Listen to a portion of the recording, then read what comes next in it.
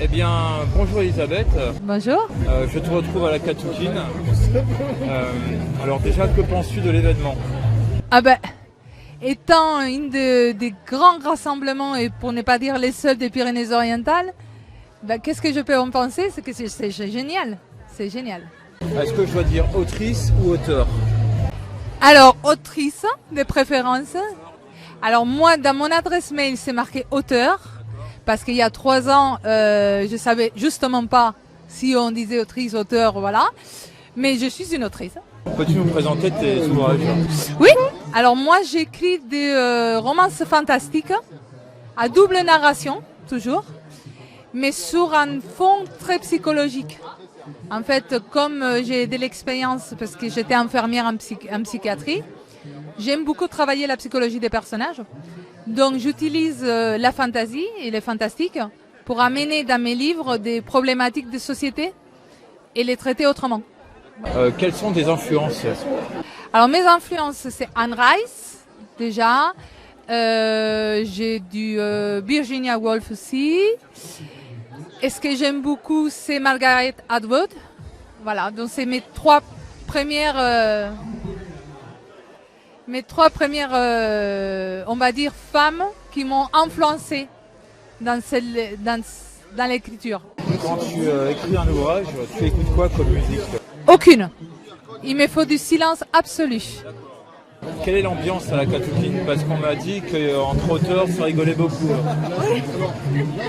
C'est vrai qu'on rigole beaucoup quand on est ensemble.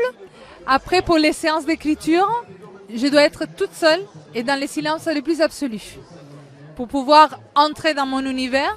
Comme j'écris en double narration, je suis obligée de penser pour 2 personnes complètement différentes. Voilà. Mais après, quand je me réunis avec mes copains auteurs, alors là, c'est la débandade. Est-ce qu'il y a des anecdotes à me faire part pour les 2 jours qu'il y a eu par rapport aux gens qui sont venus te rencontrer? Oui, alors j'ai eu des gens qui sont venus, qui ont déjà lu mes livres et qui sont venus me dire ce qu'ils en pensent. Des gens qui sont venus, qui l'ont lu et qui sont venus les offrir à des proches aussi. Et puis comme j'ai vécu ici pendant 12 ans, eh bien j'ai eu pas mal d'anciens amis et collègues qui ne savaient pas que j'étais autrice. Voilà, et qui l'ont découvert aujourd'hui. Tes livres s'adressent à quel type de public?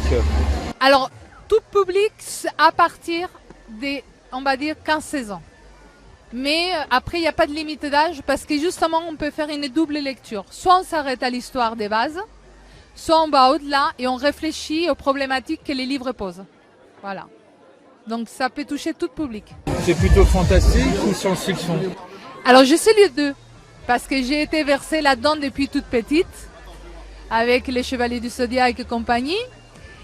Et du coup, pour moi, c'est là où je me sens le plus à l'aise. La réalité, donc la littérature, on va dire, blanche, réelle et tout ça, me paraît trop crue. Et donc, je préfère m'évader, que ce soit science-fiction, que ce soit fantastique, fantasy, même de l'anticipation, c'est là où je me sens à l'aise, en fait. Mais avec quel type de... T'as pas un nom de film à me donner qui t'a émerveillé quand t'étais...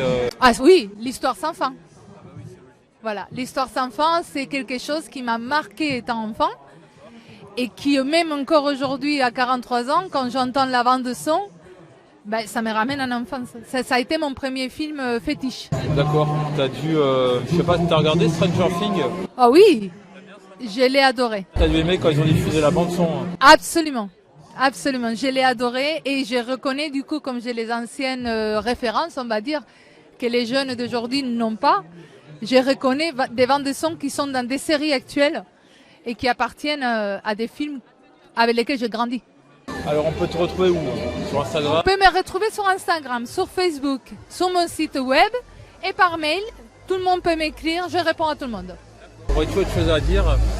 Ben, venez dans l'ordre, venez dans mon univers. Parce que vous n'en sortirez pas indemne.